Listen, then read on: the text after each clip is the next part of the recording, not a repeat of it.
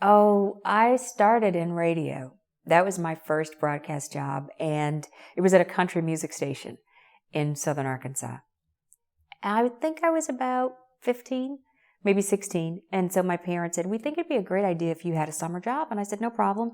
That's great. What do I do? I mean, in a town of 9 to 1,200 people, what do you do during the summer? So they said, well, look in the town next door, which is Camden, Arkansas. And it had at the time about 15,000 people. So my dad said, well, you could always work at the McDonald's. And I said, well, I could, but I saw an ad in the paper for a radio DJ. How about if I try that out? Because I think I'd like to be a news reporter. So maybe that wouldn't be a bad idea. So I went to the interview. My mother drove me to the interview, and no one else had applied, and they hired me. So I listened to country music and, played the songs. It was an AM/FM combination station at the time. So in one ear, I listened to the AM programming, which was country music, and in the other ear, I listened to what was on the FM station, which was more rock.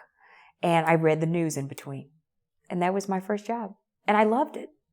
I worked every weekend for 2 years. When I look back on it, it was great. It was a wonderful experience.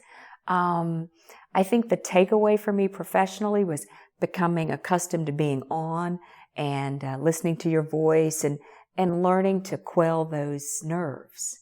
I learned that sitting at a radio station about the size of a bathroom when I was a teenager.